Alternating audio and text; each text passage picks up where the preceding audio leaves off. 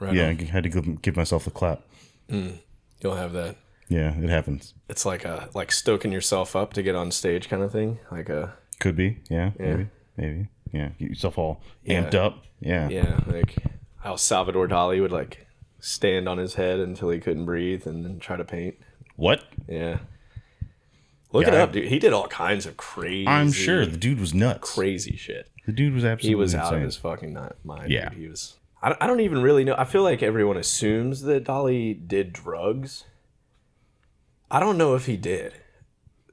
I wish we were like one of those rich people doing podcasts where we had like the lady in the corner that would just Google shit for producer, us. could Hey, you, yeah, pull that video up up for us? Pull that up.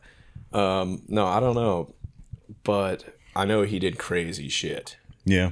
to like try to gain altered states of consciousness or whatever to come up with weird shit that he painted. So, Here we are. yeah. If you don't mind, tell us who you are and what you do. I'm Josh Morgan. I'm a tattooer here at Pale Moon Tattoo, where we're currently sitting. I'm 27 years old. Been tattooing for 7 years. So, I guess I started when I was like 19. And, man, what have I known you now? Like a year and a half or? I have no idea. I can't keep track of time at all. Doesn't matter anyways, but yeah, I'm a traditional tattooer. And I guess we're here to talk about tattoos and life and dumb shit. Yeah, absolutely whatever you want to talk about. Okay. I hope you have some sort of prompts. I've got some. I need I've got guidance. some. I need guidance. Fair enough. What's your favorite kind of food? Yeah. All right, we're going to start like this. Yeah. This is like like when you match with someone on Tinder. Uh-huh. What's your favorite color? Just think about this as like a Tinder date. Right on. Only way weirder. Yeah. Maybe. I don't know. I've been on some weird Tinder dates. Yeah, me too. Favorite foods, definitely like ethnic food. I'm really into Thai. I love like anything like Asian inspired really, but Thai food specifically is top notch. I'm a slut for Mediterranean food. Yeah. Like a gyro. Dude. I could eat a gyro every day of my life. That tzatziki. Oh, yeah. Throw some 100%. feta cheese, olives, banana peppers. Do it up. That's my shit. Yeah, I love that. What about you? What are your favorite foods? Yes. Yeah, all of them? Oh, yeah. I see you eating like Slim Jims and Oreos over there, so. Oh, yeah. I've got a bag of Snacks. Pop-Tarts and fucking gummy worms. Fuck for yeah. the protein, you know. Yeah. Definitely. Yeah, because that's why people eat candy. Yeah. But I'll fuck up gummy bears just about any time of the day. Oh, yeah. You know? That's like a fucking breakfast of champions or something there. Did you have Oreos? Is that what they were? No, I got Pop-Tarts. Oh. That's like twice as bad. I know. Oh, man. I remember when I was a kid, I went to an endocrinologist. I had a lot of like health issues when I was a kid. And basically they were telling me that my diet was dog shit. And the lady was like, "Oh, you eat Pop-Tarts? You probably shouldn't do that anymore." I'm like a 12-year-old kid, and this doctor is telling me not to eat Pop-Tarts, and I obviously didn't like that lady very much. Fair enough. You know? So, I mean, if you don't mind me asking, like, what was the deal with, like, why weren't you supposed to be? So it was just like a sugar issue, basically. Like, Yeah. I think I was borderline like hypoglycemic. And this is precisely when all the equipment decided to cut out, so we're missing a small section of the conversation, but we pick right back up talking about beer. Favorite beer. Not just the most common beer. Right. What is your favorite My beer? favorite beer.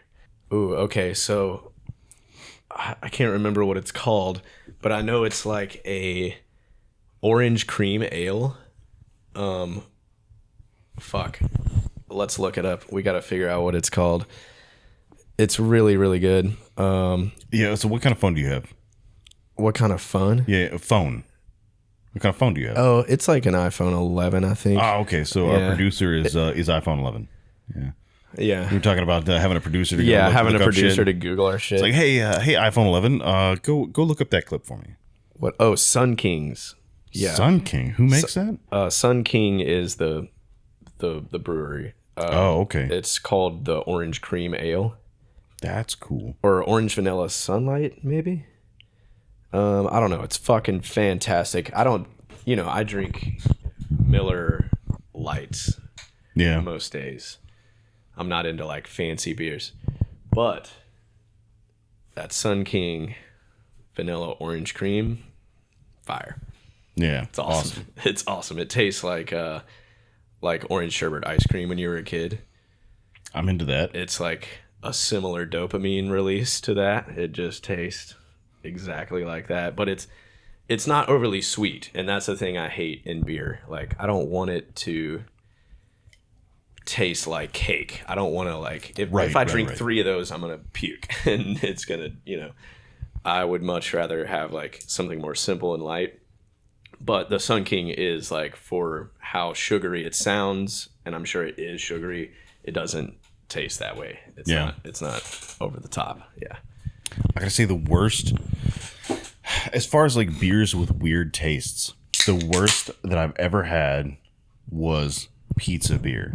That sounds fucking foul. Oh yeah, foul is the optimal term to describe that. It was bad. Like imagine like hops and basil and fucking like V8. It just doesn't even make sense. It's like, that's a flavor that you add to like a michelada or like a Bloody Mary. That would make sense to me. It's savory already. Why make a beer that's a savory flavor? I don't understand that. Dude, it was so bad. It was so bad. Like, I used to when I worked at the first tattoo shop that I ever worked at, right down the street, there was a really good liquor store that had just a crazy number of like import beers and like specialty weird flavored beers. Oh shit. Like, that was a place that had like banana bread beer, which is incredible. Yeah, those are really good. Those. Pumpkin. I'm a huge fan of like pumpkin beers. Okay. I didn't expect that from you. Really? I mean, I don't know. I'm not judging you. I'm just saying. I'm a fucking basic bitch. That's like, fine, dude. Pumpkin spice and fucking, like, I swear to God, I'll wear my Lululemon leggings and some fucking some frilly Uggs and shit to drink my pumpkin spice. I don't give a fuck.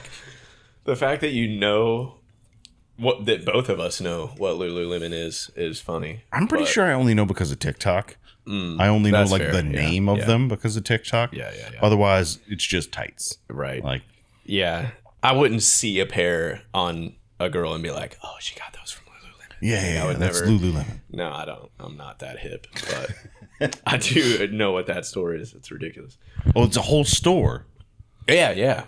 I'm out of the loop. I don't know. Oh, see, I'll need to educate you on Lulu.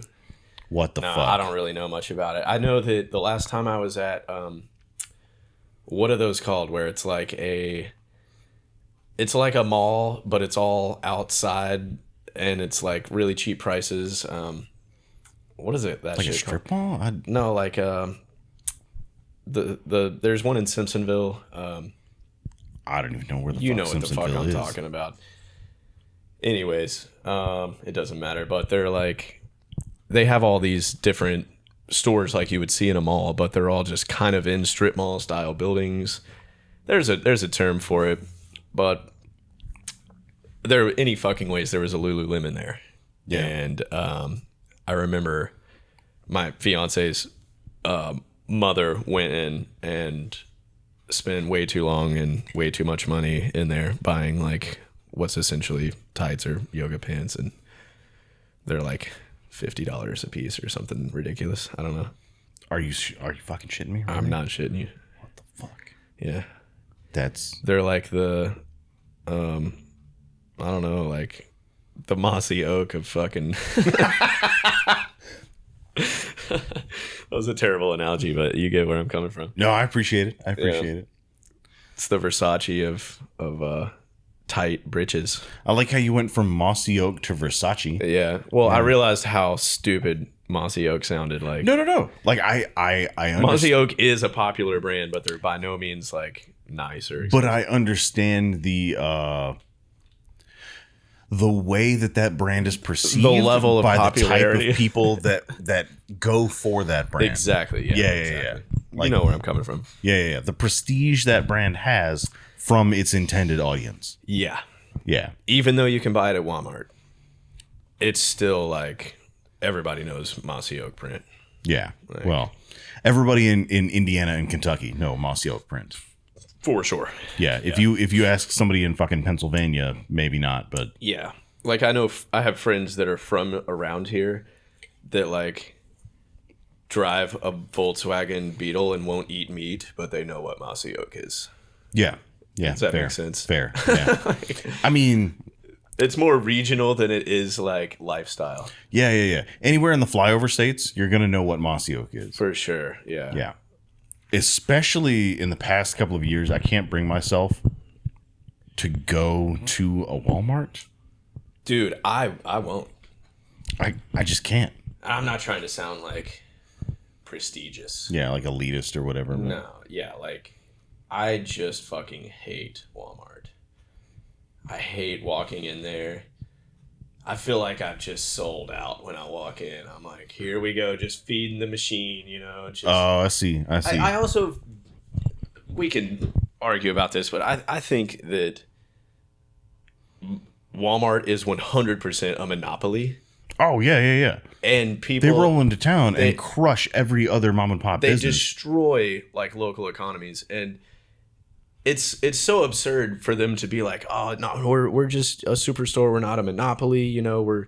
I'm like, bitch, you have a price match guarantee. Like, Do they still actually have that? I don't know. They used to. And you could literally bring in like a fucking Aldi's coupon, and if they had the same product, they would match the price of the other store. That's a monopoly. How is that? No shit. Yeah, that's fucked. I don't know. And like my mother actually worked for Walmart, like a lot of my childhood. Yeah. And so like Walmart put food on the table for me as a kid. And I'm glad that like my mom had that job and she liked the job and she liked the people she worked with. And that's great, you know, and I don't mean to like shit on Walmart, but I think just the concept of those types of stores is what's destroying like small businesses and local economies across the nation and the world. You know, it's just 100%. It's ridiculous. Like, why would you go to Andy's bait shop and buy worms for, you know, whatever price when Walmart is going to give it to you for half that price? And then while you're there, you can get a pack of Bud Light. You can get a fucking magazine to look at while you're fishing. You can get a life vest. You can get every, you know. Yeah, literally everything you need. Every goddamn mass thing. In any produced fucking thing. in like, some fucking whatever you factory like in to China do while by- you're fishing, you can get it there while you're getting worms. Like, you can just pick up like a DVD and a portable DVD player and watch it on the lake, or, you know, it's fucking ridiculous. Like, and you see it all the time of just small businesses closing, especially in small towns like the ones we grew up in, because of shit like that. So yeah, I am glad it put my mom in a job and it put food on my plate when I was a kid. But as a concept, I fucking hate it. I hate Walmart, dude. Fuck that place. Yeah, I mean, I won't walk in there if I don't have to. Yeah, I mean, there's so many things that I don't know. Like, yeah, as a kid, as a teenager, you think like you're idealistic. You have like everything is black and white, and you feel like, well, I'm never gonna do this. I'm always gonna do this. But certain things like that, like it just there's so many gray areas where you're just like, well, this is the way the world is. I have to kind of like wade into this area to be able to survive. But I also fucking hate the whole concept of it. Yeah. Well, and it's something that like you're not gonna see in a lot of Asian countries and different areas of the world that just run differently. Their economy is different. Their entire like food processing and consumption is everything is vastly different. And in America, it's the perfect formula. It's like you have this massive population of middle to lower class people that need groceries and lawn chairs and couches and DVDs and all of this shit, and you just put it in one store. You give great prices, you match prices even, and you absolutely like rake in millions of dollars, because those people, that social class, will always be there and will always need that, you know. Right. And it just sucks because it doesn't have to be that way, but it's easy.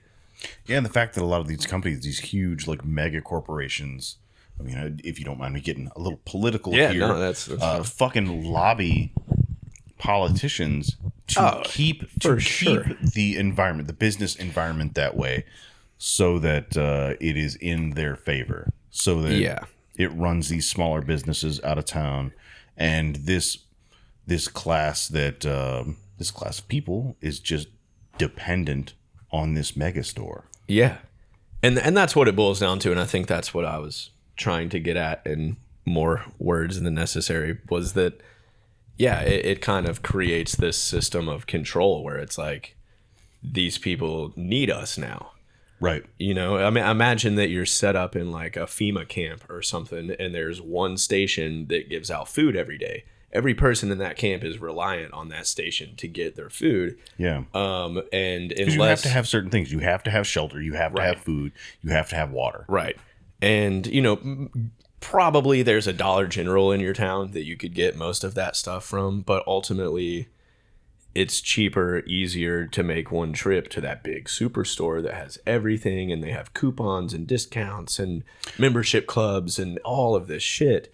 And yeah, they are creating an environment of reliance where they know the customer will come back, and they know they almost have to, because there is no like mom and pop bodega down the street that's selling fresh meat anymore. Right. They ran them out, you know. It's like, but I mean, even Hank Hill having to quit his job at Strickland Propane to go work for Megalomart. Yeah. It's that same. It's that whole concept. But I mean, even the dollar stores, the towns that only have a dollar store, like they'll have a Dollar General and like what is it, a Dollar Tree, and aren't they owned by the same company? Oh, I'm sure. Like multiple of those dollar stores are are owned by the same company, so they'll have like two of basically the same store with a different name on it in the same town, like as quote unquote rivals. Yeah. And but they're run by the same fucking company to create the illusion of competition. Right. But in reality, they're all just raking in on all of it. Like, because the same like parent company is just profiting off of all of those stores, off of every one of them. Yeah. Anyways, I don't know. Let's talk about some tattoo stuff. Yeah, sure. What do you want to talk about? What's the blackest black? Man, I don't fucking know or care. Yeah, I feel fair. Like speaking of, you know, like ploys to, it's just ridiculous. Like, oh, this new triple extra double black, triple extra double, like, whatever, dude. It's black, you know. And I'm sure there are like I've tried black pigments that I didn't maybe care for as much as others that didn't go into the skin as I felt as easily. But yeah, I feel like a lot of that stuff is just a big marketing ploy of like, oh, we've got the darkest black. It's so black if you touch it, you'll fall into it. Like, I don't know, dude. Like, come on. Like the Fanta Black 3.0 of tattoo pigment. yeah, exactly. Like, absorbs 99.9% of light. Yeah, well, we're working on skin that's also absorbing the sun's rays as it's absorbing that light, and it's never gonna be like, I don't know. Right, because I mean, any tattoo you have to view through a layer of that person's own skin color. Yeah, not to mention hair and everything else. Yeah. You know, it's just like, which is something that, like, hair specifically is something that I guess I never really thought about until I started reading Reinventing the Tattoo by Guy Aitchison, where there's like a whole section talking about like things that can obscure your tattoo, like how Heavy dark hair. Yeah, if somebody's like super hairy, you should ideally be taking that into account in how you design the tattoo, so that you can make it more simple and more readable once that hair starts to grow back over it. Right. Yeah, that's and that's an interesting. I mean, that's really getting into the weeds as far as like tattoo design concept. Yeah. So. Yeah, that's interesting. That's something that I don't really think about, and I don't think a lot of tattooers think about. And I don't know, maybe you should, and maybe you shouldn't. But I definitely see like full fronts that tattooers post, and you can't see half of it because the dude's chest is so fucking like they put so much Jeremiah tiny detail Johnson into it. looking ass. Yeah, like it's just Just a smudge. But I don't know. That comes down to like, does it matter, to the client the way that it's seen and read, or is it more about like the tattoo itself and the experience and like having it for themselves? Because I mean, I have friends that are so dark skinned that they have face tattoos and you can't tell until you get like really close to them. So is it like not worthy of, is it not like worth getting a tattoo just because you can't see it as clearly as you can when the skin is shaved? Like, I just don't think it really matters. That's fair. Because like I said, with like some of my darker skinned friends, like they're covered in tattoos, and when you get close to them and you see them, you're like, oh, that's badass, and they're stoked on them and they love having them and it makes them feel comfortable. But from 50 yards away, you look like Jamie Foxx. I can't tell that you have a tattoo on you at all. Well, I mean, I feel like you're already on that end of the spectrum, like the boldest end of the tattoo spectrum. Right. Because just the style that you work in, like the way that you design tattoos is already so much bolder than most people anyways. It already reads super fucking clearly. Yeah. I mean, I definitely think, like, going back to the hair thing, if you have like bold traditional like classic imagery underneath a lot of hair, I think it is still going to read better than like a super soft black and gray realism piece that's under all this hair. You know what I mean? I think that regardless, and same with like darker skinned clients as well, that like that bolder, darker stuff is always going to show up on their dark skin better than like soft, stuff that doesn't have outlines and solid blacks and things of that nature. But yeah, I think that's just kind of across the board, in my opinion, with tattooing. And so there's nothing wrong with any of those styles of tattooing, but I think that if you're really hairy or you're really dark, that bold black work and stuff is always going to show up better. Yeah, one of the things that was stressed to me during my apprenticeship was the more pigment someone has naturally, the more reliant that you would need to be on bold line work and on like solid black to just really increase the contrast as much as possible, because the canvas that you're working on, the contrast, like the value range that you're working with, has just been naturally decreased. Where if you're working on somebody that has just like somebody that's fucking albino or something and has no pigment, you have the widest value range between like the whitest white of their just like unpigmented skin and the black pigment that you're using, where you just kind of, the darker someone's skin is, the bolder you have to be for it to read well. Exactly. Yeah.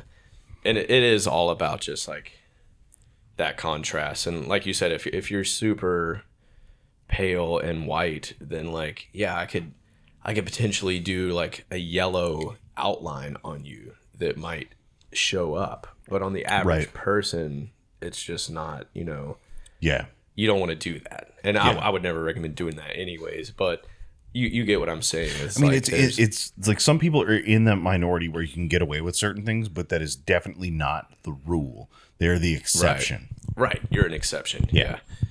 Yeah. And I don't know, to kind of spin off of that. Like, I also have friends that are black or they're mixed or whatever. And they're always worried about like, oh, I just need to get black work. And I'm like, bruh, you're like olive skinned as fuck. Like, we can do, you can totally get color. red, yellow, blue, pink, whatever you want, you know. And I think maybe not like bright white or like yellow, right, pastel colors. I think that a lot of people are have just been led to believe that, and they think that if they're not like Eastern European white, that they can't get color, and that's just not the truth. Yeah, that's not the case at all.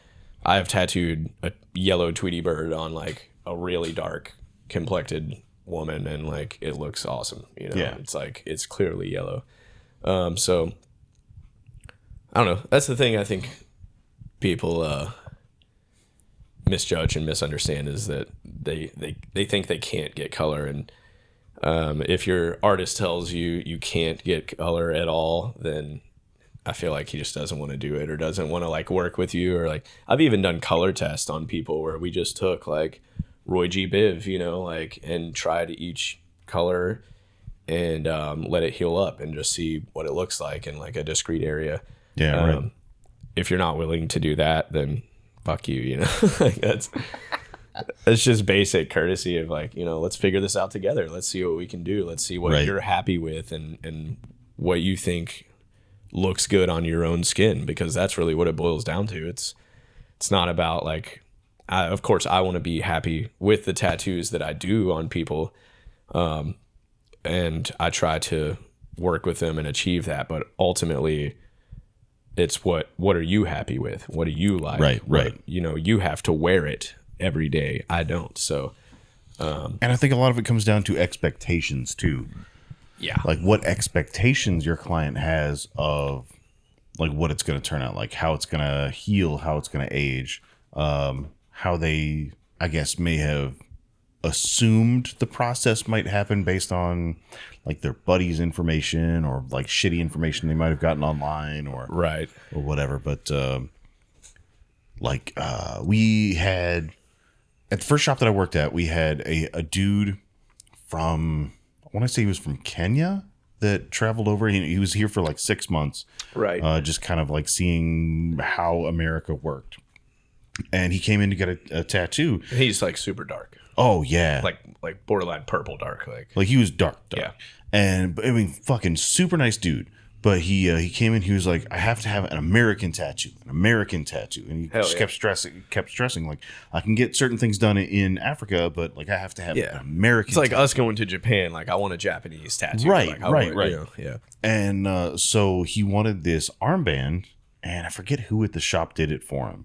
But it was weird that the tattoo pigment that we used was actually like, it was almost the same value as his natural skin color. Like the dude was like, I'm not being an asshole. He was just like legitimately really dark, like naturally. Yeah. And like the tattoo was almost like lighter. It was just like a different shade. Yeah. And you almost kind of like using white on you or me, where it's like it's slightly slightly lighter than it was like just slightly different. And at the end of it, I remember being like, it might be kind of shitty of me. I was like, I mean, you can barely see that. How is that like the way that's going to end up? And the dude was super happy. He was like, oh, this is the best thing that's ever fucking happened to me. Like, this is exactly what I was looking for. It was the coolest thing ever. Fuck yeah. Hell yeah. And he was just super stoked. And I was like, fuck. Well, if he's just super happy, then that's all that really matters, I guess. At the end of the day, yeah. I mean, I'm just glad the dude was happy with the work that he got. Yeah, for sure. I mean, that's what it boils down to. And, you know, there is like, you have to guide people in the right direction a lot of times. And I don't think there's anything wrong with that. Excuse me. It's, you know, people have ideas that they think are like going to be so awesome. And they come in and they explain it to you and you're like, oh man, that's like, 10 pounds of shit in a 5-pound bag, and you want all these colors that like don't complement one another, or that, and you just try to guide them, and you try to like help them help you make a tattoo for them that you're both proud of. Yeah, because that's the worst thing, is when somebody wants to, they have these grand ideas, they want to get so much cool stuff, and even from our side, having done a bunch of tattoos, designed a bunch of tattoos, seen those tattoos come back and how they heal and age over time, they have really fucking cool ideas, but they just want to get them so small. Yeah. And you're just like, well, I don't know. And it's a lot of external factors. It seems like it's like, well, what is my girlfriend going to think of me? What is my mom going to think about me? What if I don't get that job that I want? Right. Like, and it's not like, what if I'm unhappy with it as an individual 5 years from now? It's a bunch of external shit. Yeah. Which ultimately, like, we know is the wrong mindset. Right. That like can change in a heartbeat. It's not gonna matter what your boyfriend or your grandmother thinks, like 5 years down the road. If you're like, man, I dig this tattoo, this is fucking cool, it's always gonna be special to you, and it's okay, man, speaking of this, I fucking hate when people come in and they have an idea and they're like very clear about what they want. You create a design, you make a stencil, you lay it on them, and they're like, dude, this is the shit. I love it. And I'm like, cool, right on. We'll let it dry. We'll get started. And they're like, well, let me call my wife real quick, bro. God damn it. I'm like, a dog, like, okay, like, well, just call your mom and your grandma and like send a fax over to your boss and make sure, this is ridiculous. Like, okay, so maybe that's judgmental. Like, I just think that's ridiculous. Like, my go-to phrase is, if they love you, they'll get the fuck over it. Dude. Like, get what you want. If they love you, they'll get the fuck over it. I got my face, granted, I'm a tattooer, but I got my face tattooed. I went home and never even told Sid about it at all. And just went home and like acted normal until she noticed it. She's like, oh, that's a thing now. She's like, holy shit, you got your face tattooed. Like, do you think she's just going to walk out, like pack her bags? Like, that's absurd. Like, some people would, though. That's the thing. Man, fuck some those people would. That's fucking ridiculous. Exactly, though. That's the fucking ridiculous. That's the right attitude, in my opinion, is fuck those people. Yeah. It's not their skin. If they don't like something that you change about you, that's just like a controlling, like toxic, fucking relationship. I don't know. That's crazy. But yeah, you're right. People are like that. And like, I don't know, babe. Are you really gonna wear that today? Yeah, bro. like I have such a visceral, fucking just like angry reaction to that. It's like, what do you mean, let? Yeah. Like when people like, I don't know if my spouse would let me get this tattoo. It's like, what the fuck do you mean, let you get this tattoo? You? Yeah. Like are they in what fucking way? Master? In like, what way are they going to like hold you back? Like, right? Are we talking domestic violence here? Like, what do you? That's just bizarre to me. I don't understand that. People are. I mean, whatever makes your relationship work, but that just sounds fucking nuts. Yeah, and there's so much of that. Like, it's the reason that I generally don't like a lot of people in my tattoo station while my actual client is getting tattooed. Dude, there's nothing worse than like a gaggle of like fucking frat boys or whatever, or like the worst thing to me is teenage girls that are just just laughing the whole, like, the worst thing to me though is nothing funny is being said, and it's almost always dudes that are like, are you touching my fucking girlfriend? Yeah. Are you touching my girl? I was like, dude, yeah, get the fuck out of here. Get the fuck out of here. Tattoo, like, yeah, and he's like standing all close, like he's just one step away from just like whipping his shit out and like laying it on her to fucking mark his territory or something. Just pulls his dong right out. Yeah, like it's That's crazy. So It's just like, are you fucking touching my girl? I was like, yeah, dude. That happened to Moses, right? Moses. He tattoos up in like Cincinnati. I think he's a buddy of ours, but he's done several guest spots with us in the past. And one time, I think it was the first time he ever did a guest spot with us. He was tattooing this lady, and her dude was there, and he was just like, so how's she gonna be laying? And Moses like, like this, like down on her stomach or whatever. Yeah. And he's like, down. He goes, and where laying down? Where are you gonna be at? And he's like, I mean, at that point, immediately, like having tattooed for a little bit now, my brain is at the point where it's like you're gonna be a problem. You need to get the fuck out of my station. Yeah, I'm not.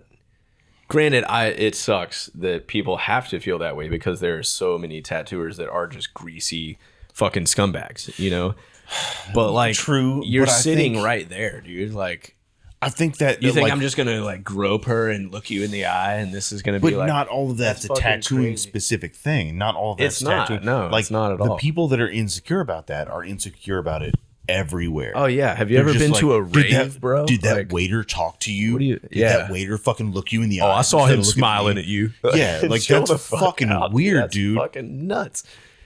Yeah, jealousy is a weird, crazy, powerful thing, man. It's like just insecurity in general, because that's all. And I get it. Like I'm not saying I've never been jealous. Like I definitely have, and I've been. Yeah, I think aggressively jealous, natural. But it is, but there's a fucking line. There's an extreme where it's like, oh, so you're just gonna go to that barber and let him touch your hair? Like, what are you fucking talking about? Right, like normal everyday fucking shit. Yeah. Oh, that sushi chef really liked you, didn't he? He made that roll extra good. Did that cashier hand you that fucking bag of groceries? It's like, yeah, I saw him like licking his lips while he handed you your money. There's a fucking line. Chill the fuck out. And I mean, even in shit like that. Like, I saw him doing whatever. Like, who gives a shit what that guy did? Yeah, like, give a shit what your fucking partner did. And also, like, as a tattooer, I've people just see pictures online all the time of like, models getting like their spiderweb tattoos around their nipples, or getting like their like fucking crotch area tattooed with like a demon face with a tongue around their shit, or it's like, dude, I've never done any of that. Like, it's very, very rare that I'm gonna like see an intimate spot on somebody. You know what I mean? Right. Like maybe like a silly tattoo on your ass cheek or something, but like, when's the last time you tattooed pussy lips? Like, that's fucking ridiculous. It's been a long time. It's just real not rare. I've tattooed insanely rare. Like, I'll say I've tattooed, and you don't have to do it. Like, right. You can just be like, nah, I'm not interested in doing that, and just go on. Like, I think I've tattooed nipples, like the nipple proper. Yeah, the proper. Yeah, like maybe like areola. Yeah. 3 times in the past almost 15 years. Yeah, it just doesn't happen. Yeah, it's real. Like, real Karens aren't just walking in off the street like, blast some mandalas around my nips. Like, that doesn't. Right. That's crazy. That doesn't happen. Yeah, I mean, although I did see a video the other day about, I think it was a TikTok video, with fucking TikTok, about a lady getting her butthole tattooed, getting a spider web coming out of her butthole. Dude, that's nuts. Can you imagine the healing process? See, that's one of the things that was covered in the video, which I've always wondered about that. Like, I never really knew. How do you take care of a butthole tattoo? Because there's filth, like, contacting you so daily. So she went over her like aftercare process. Oh, she like broke it down? Yes. Which I was really appreciative of. Awesome. And good for her. So she got this spider web. Let me throw some knowledge on you, motherfucker. Yeah. So, this is how my butthole healed. Absolutely. So now that we're talking about like the thing proper, the butthole proper. But like, we're talking where it wrinkles up like a balloon has got. The fucking like the line work is ending on the edge of the dirt there. The dirt dimple where the water meets the sand. Yeah.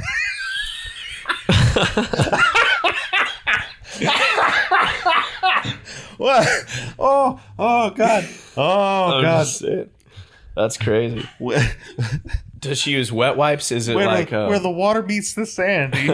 is it a bidet situation? I feel like bidet is the way. Okay, so what she Little was saying, dial soap, little bidet. what she was saying, Rinse that guy off. what she was saying was that she would do her fucking her business. She would number She two would take a shit. Yeah. in the public. Oh, this is like a daily, like I'm at work. Yeah, like out and about. Because you're not always at home to use your own bidet. Right, yeah, like, it's, you it's gotta, not always like a safe space for your right, butthole. right. That's true. Like out and about, she would just carry Vaseline and Bactine everywhere. Bro. So This bitch has got like a first aid kit of yes, butthole tat healing supplies. yeah. So she would fucking do her business, That's awesome. and then she would like fucking gingerly wipe away like the bulk, the bulk Yeah. of the waste. Yeah. That and first then- wipe, that dirty one.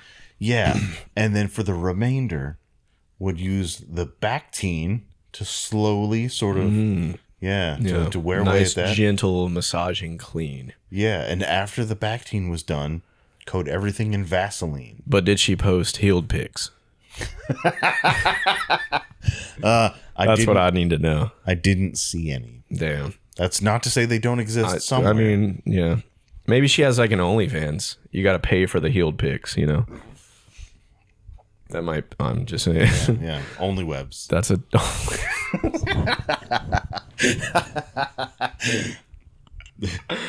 Oh, yeah. Mm-hmm.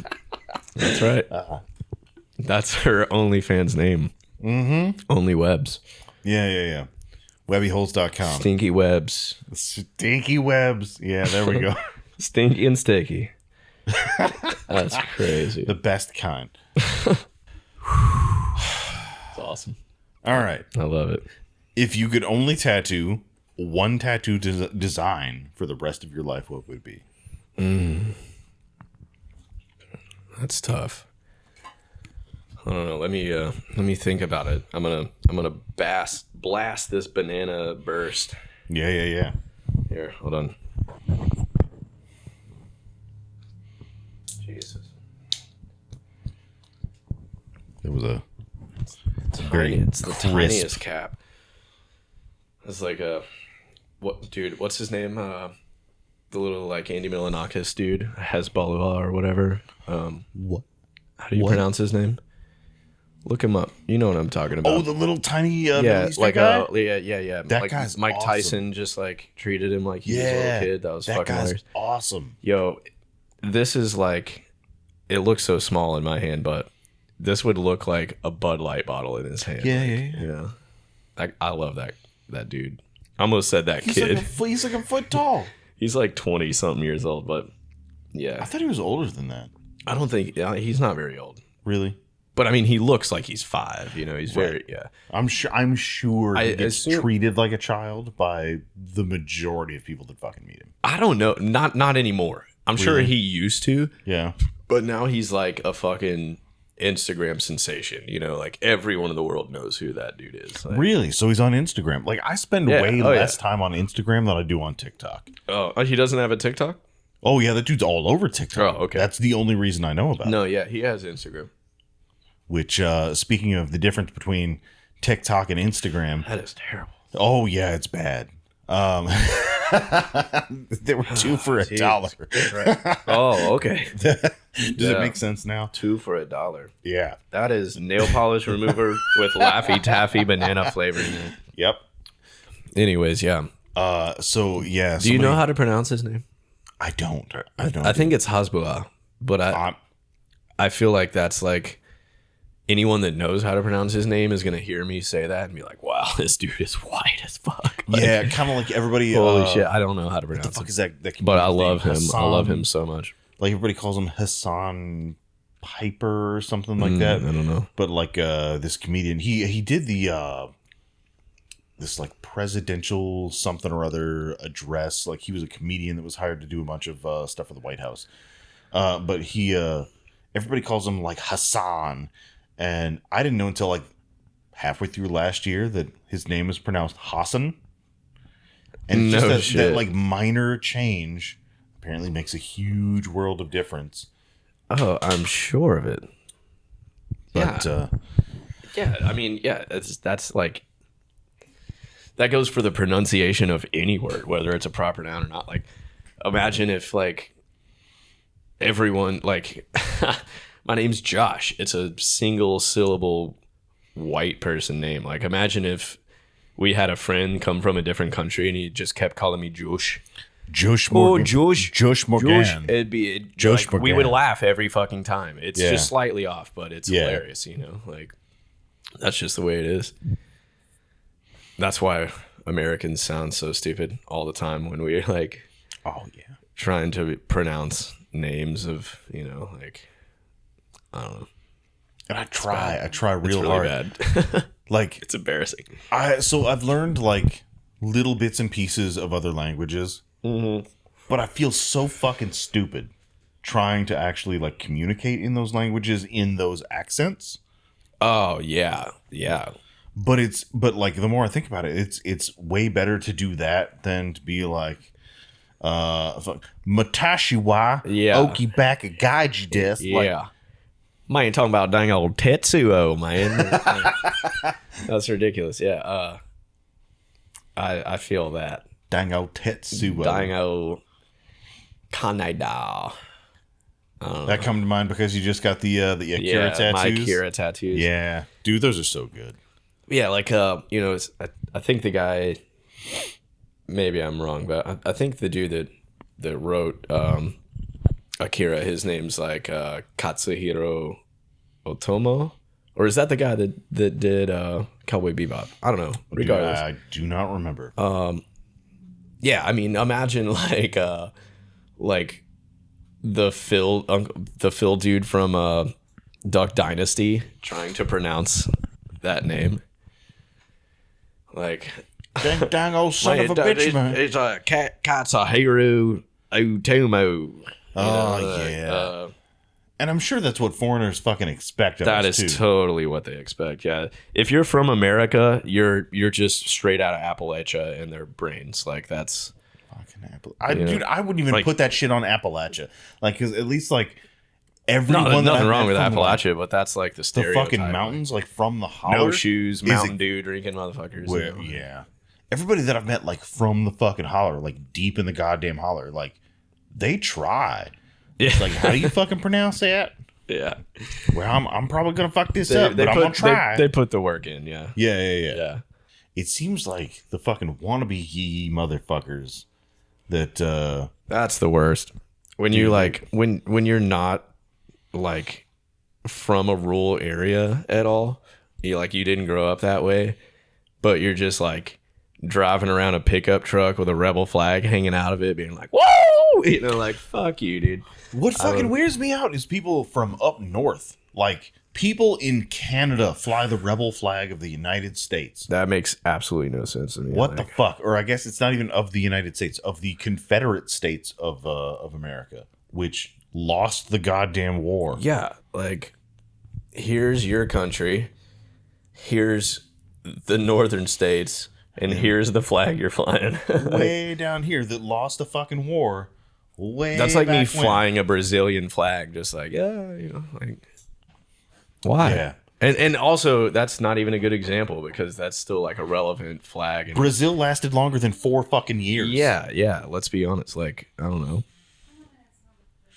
And I mean, I get it. Like, people they have like Southern pride, or they have, just a love for history, or like, for a lot of white people, they don't view it as like a racist thing, and that's not, their intent.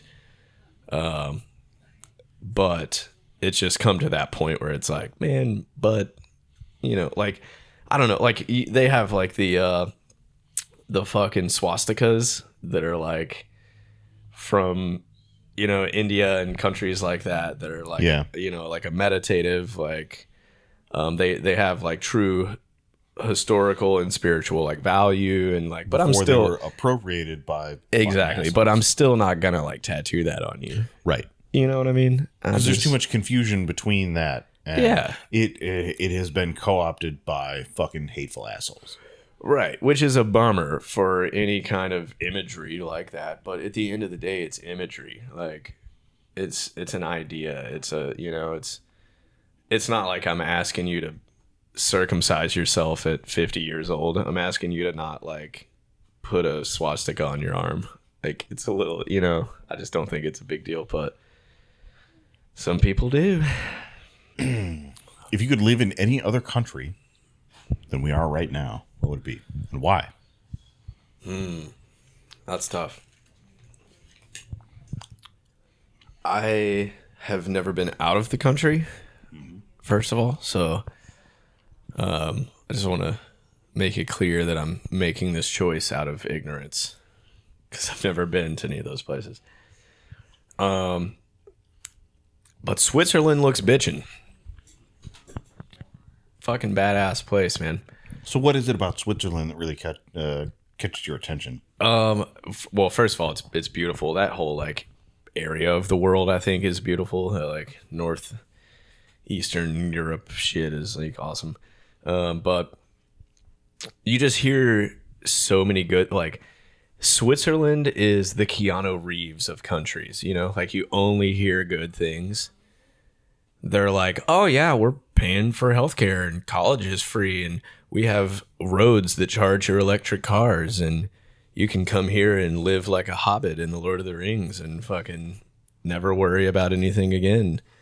It just sounds so appealing. It's like such a great, they're like not involved in any kind of conflict with any country. They're like the most peaceful fucking place in the world. You know, it's just historically, I mean, Swiss is neutral. Yeah, like I just want to go there and live in a cottage and like smoke hash and do nothing and not worry about anything ever again. It sounds awesome. See, I'm still stuck on the Keanu Reeves of countries. Is that not a good? No, it's perfect. I think it's, you know, it makes perfect sense. Keanu Reeves is fucking awesome and everyone like loves him. He has no bad press at all. Yeah, ever. That's Switzerland. Like every movie he does, he like buys the whole crew motorcycles or like does some crazy. Yeah. I mean, that's incredibly you hear accurate. about America and they're just like, oh, they're raping kids on islands and shit. And then you hear about Switzerland and they're like, well, they don't pay taxes and their roads charge their cars. You know, it's like, it's nothing but good press all the time. It's just a beautiful, peaceful oasis. Really solid watches too. Bitchin' watches, yeah. And cheese. Wait, you motherfucker. I'm sorry. Damn it. That was stupid. But yeah, no, I think Switzerland's badass. That took me way too long. I gotta say, that took me entirely too long. Oh man. Swiss cheese. Chiswees. Havarti. Good You're a Havarti choice. girl? Vardiville. I'll fuck with Solid. Havarti, yeah. I'm just a cheese guy in general. Like, I like Ooh. the spicy flavor. Fair enough. yeah. Fair enough. Like rich. All right. So for anybody that's wondering, that was Kat Oh, that yeah. also works here at Pale Moon with us. Yeah. Talking cheese.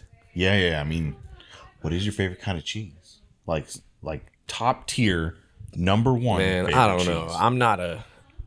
That's like asking me what my favorite kind of wine is. Like, I go to the liquor store and buy like an $8 bottle of wine. You know, Yeah. like I don't know. Favorite type of wine is yes. Favorite type of cheese is yes. Is any of it? Yeah. I don't know. I do really like Gouda.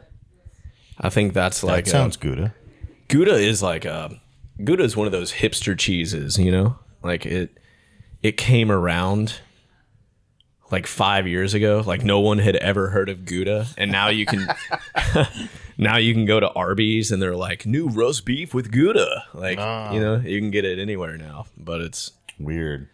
it is I good think- though. It's like I feel like Munster is next on that Munster list. is On the discovery list, Yeah. the public discovery list. yeah. Munster is like the step brother of Gouda. It's they're similar. I feel like Yeah. they're both hipster cheese. Yeah, But I like them. I'm not fucking, I'm not like racist against or prejudiced against cheeses. Well, I'm not cheese racist. Yeah, yeah. I'm not like anti-hipster cheese. I'm just saying those are like if you go to Trader Joe's, they're like, check out this Munster. They got it on display like the Jeep at the used car dealership up on the rack. You know, it's like they know we want that shit. Or depending on the used car dealership that you're going to, there's one in Indiana here that had a Jeep up on like a 40-foot fucking pole. Yeah, for like 20 years. It's like one of those poles that they put, like what are the big signs on the highway on? You know, like a billboard, but it's like twice as high as that, and on top is just a goddamn rack with like a '97 Jeep Wrangler on it. Yeah, accurate. Why? I mean, it's kind of cool, but I remember seeing it as a kid and being like, "Holy shit!" You know. And now is it still there? I think it is. I'm pretty sure it's there. Yeah, I don't. Okay, like it took so much work. It took like a 6-man team, like 2 hours to make that happen, and then they just bolted it down and left it, and we're like, "That's our sign." I guess so. Okay, so I don't think there's even any like the company brand isn't even painted on the side of the Jeep. It's just it's just a Jeep on a stick. And you're like, wow, that they sell Jeeps. Yeah. So right on. That's I never really considered. Man, these are the things that'll make you feel fucking stupid. Like where you're just like, well, yeah, I've seen that thing before, and you never consider how it was made, dude. Like how in the fuck did they get a Jeep on a stick? It was like a 6-point harness that was like, you know, that was like tested for a ton that they used to like move shipment containers or something. And they just lifted that bitch up there. And there were 2 guys up there like, bring it forward, bring it back. You know, like, that's crazy. That's a lot of work. I'm just okay with for really no reason at all. But, well, okay, for no reason at all. I mean, it's iconic. People are still talking about it literal decades later. Like the Shane Company's commercials. Like, fuck. Hurstbourne Parkway and Taylorsville Road. Open Monday through Friday till 8. Saturday and Sunday till 5. Oh, my God. Or furniture companies. On State and Main in New Albany. Yeah, yeah. Schmidt's Furniture. What is it like to sell furniture? Okay, so I just can't imagine that being like a fun sales pitch. Like, I don't know. So I had a roommate that sold furniture. Just after like I moved out of the house when I was a kid. Of course, I started out like living on like my friend's parents' storage room floor for like a year, which was awful. Yeah. But then I ended up moving in with some friends of mine. And at the time, I was a telemarketer, which is a job that I would suggest to absolutely fucking no one. And my friend was a furniture salesman. And oh my God, like he hated it. Yeah. He hated his life. Like he made it's a hard sell. An ungodly amount of money. But in such a short time, like a short amount of time, like his day was spent doing fucking 99% nothing. And then the last 1% of his fucking day, like, was just making a stupid amount of money. And he said it was just like sitting there in silence with his thoughts. Yeah. For a long 8 to 10 hours a day. Like 5 days a week. Like not even talking to anyone else. I just think that furniture is a product that doesn't need a salesman. You know, like I can walk in and be like, that's not really the color I'm looking for. Or I sit down on it and I'm like, a little too firm for me.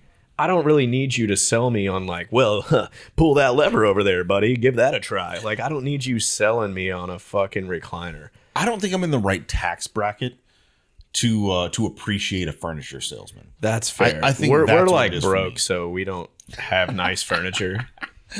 We're just like buying shit off Facebook Marketplace. Yeah, like but for real, like that's absurd. Like think about like, okay, if you're a salesman at a Corvette dealership, you're like, bro, let me tell you something.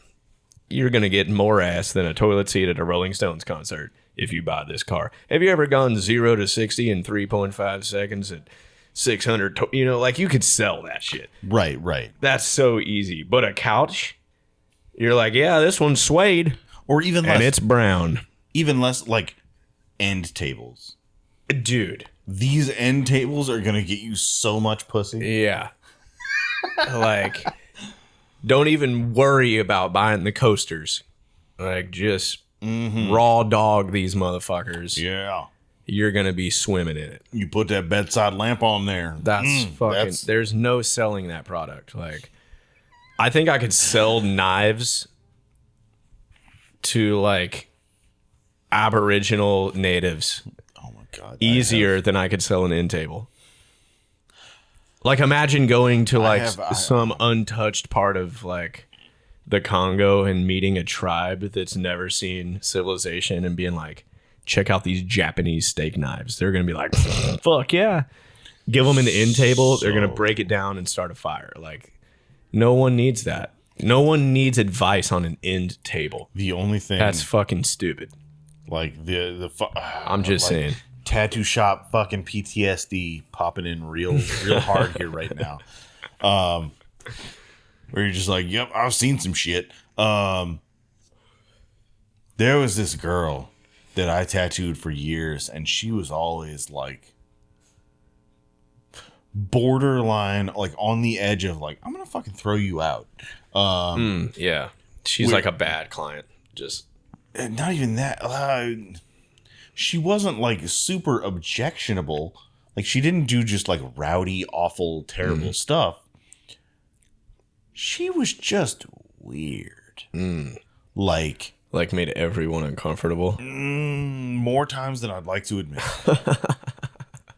Like she kept telling us about like all these weird issues that she was having, which I feel for her, I understand, but like, dude, some people are just so vocal about that kind of shit. When your first introduction to someone is hey, just nice like, to meet you. I've had weight loss surgery 6 times. You're like, why? That's why? cool. Yeah, why is that the first thing you're telling me? Like, I had gonorrhea in 1997. You're like, awesome, dude. I'm right on. Like, yeah. So she kept. who fucking asked? Like one of the first things that I legitimately learned about this person is that she had dreadlocks because she habitually pulled her hair out and ate it.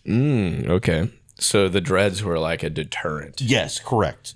That's interesting. And after trying to be serious, repeated so just like really uncomfortable, weird interactions with this lady. Like we tried so hard to be like accommodating and be friendly with her, but like, well, yeah, I mean, I'm not going to be blatantly rude to anybody, but right. And she was always very happy with her experience at the shop, but like we were always left very disturbed, just dumbfounded. And yeah, I know the type. And seriously, like at a certain point, she came back in one day. It was just me and like the shop owner. And of course, she walks through the door. We're just like, "Oh, cool! You're the first person we've seen all day." Like, we're trying to be nice. We're like, "Hey, how are you doing?" Customer that's been here lots of times and spent lots of money in this place. And she was like, "Oh, I'm doing great." And she had this like little thing like over her shoulder, like a little strap. And we're like, "What you got there?" It didn't look like a weird little thing. We didn't know what it was. So like a little satchel or something. Yeah. Yeah. So it's always the dreadlock girls with the small bags. You know, they're really small, and you're like, I don't really know what that can hold. So there's got to be something interesting in there. Interesting is a word for that. She like. We were like, "Oh, what you got there?" Is like this leather like roll with like a shoulder strap on it. You're like, yeah. "Oh, let me tell you, I got this job. I fucking got hired by this company. I fucking sell knives now. I sell knives. Oh my Cutco." And oh no, yeah. So she like pulls this thing off her shoulder, and like at the back of like the main room of the shop, there's like a big mirror, and there was a counter right in front of it, and a little space with just enough space for like a couple people to be back there and do some business and whatever. And she unfurls this leather like knife roll that's like, it's like Dexter's kill kit. Dude. It has like cleavers and shears. She's like the arms dealer off Taxi Driver. Dude, it's bad. It's real bad. And she like unrolls this whole thing down this counter, and the owner and I are just like backed up against each other against the back wall, going, "Oh no, I don't know if you're the person that we should have." Yeah, we don't need this. And like, oh my god, She starts juggling them. she starts getting real amped up, like jumping up over the edge of the counter. She's like, "You want to see me? You want to see me cut stuff? You want to see me fucking? I'll cut it. Oh my god! I'll cut a penny in half. So she went I'll cut full a penny in like, half." yeah, that's nuts. Yeah, she was into it. She was super into it. And like we were just kind of like backed up against the wall, just like, oh my god, we're gonna die. This lady is gonna stab us. Like we're gonna be on the news. Yeah. And she's just like, no, give me a fucking penny. Give me a fucking penny. And like gets a penny and like uses these shears and like chops it up into little pieces and stuff. And just like, ha, ha, ha, ha, ha, like uncomfortably laughing against the wall. What the fuck is happening right now? Everybody keep their fingers back out of the cage. It was like one of those things like Jesus. where when like a group of little kids get scared, they all bunch up into like a little bundle where like if whatever they're all scared like, of, if whatever they're scared of comes at them super quick, they can all break apart and it'll only get one of them. Right. Yeah. The weakest link gets. Yeah. The slowest one gets eaten. Jesus. Yeah, so like the owner of the shop and I were doing that, just hoping that this lady wasn't gonna go fucking nuts and like stab us. And it was just, oh Dude, my god, that's it was weird. wild. There was a time. Your story reminded me. So me and Ryan, we both worked at TMG at the time, and I had probably only been tattooing for like 2 years or something, and he joined our crew, and me and him, we became very close, and he worked right next to me in the booth next to me every day. We were in the back of the building, and one day this guy came in. Speaking of which, we were talking about the steak salesman earlier. That shit's hilarious. Like $5 steaks. But this guy, a truck in the back of a parking lot. Yeah, this guy came in, and it was a similar thing. Like he had like all his, it might have had been in like his jacket coat, Right. just he's selling. watches? You want some steaks? But he rolled out this whole thing of like these frozen slabs of just steak meat, and like, What the fuck? I mean, I eat a lot of steak. Like it looked like good quality shit. I'm sure that he was selling for a good company and had a good product. But he comes back there and he's talking to all of us, specifically me and Ryan, and he's like trying to sell us on these steaks. And Ryan is not interested from the get-go. He's just like, nah, dude. Like, first of all, there's a no soliciting sign on the front door, and we're all just like, whatever, let this guy give his spiel. So he's fucking trying to sell us on these steaks. And Rumsey is setting up his goddamn tattoo station. Like, he's in the middle of setting up, and the dude just keeps talking to him, even though he's not listening. And he starts to roll out all of these steaks on the floor. What the fuck? No. Like, no, that's dude. And Grant, I mean, yeah, like it's a tattoo shop. Like we clean our stuff, we mop, we do the best to be sterile. Assume that certain things are just But the floor is like the no man's zone of a tattoo shop. Like, right. It's just you have to assume that there's potentially blood and hazardous shit on the floor. This dude starts rolling out like $100 steaks on the floor of the tattoo shop, and Ryan's like, dude, you really should not be like, get that shit off the floor. And he's like, no, Right. man, look at these, look at this steak, look at this steak. And Ryan's like, dude, I don't fucking care. Like, I don't even want the steak. Like, I definitely don't want the steaks now. that might as well be somebody like reaching into one of the fucking trash cans. Yeah, like I didn't want your steaks to begin with, but now that you rolled them out on the floor in my tattoo station, I 100% don't want them fucking things. No. It was so funny. I was sitting in my corner watching him like, oh my God, is this really happening? Like, he's fucking just rolling these Wagyu steaks out on the middle of a tattoo station, dude. What the fuck? It's like when people go to pay you and they just sit their money on your station where like your ink and I hate it so much. I hate it so I'm like, much. cool, thank you for those $50 bills soaked in your blood and plasma, you asshole. And, Yeah, and you know, it's not that's their how I fault. got Like one a lot of people just they don't think about it. They Right, don't realize, but it is gross. It's like, damn, dude. That's That's just the thing. Well, that's literal part of, blood money. that's goddamn.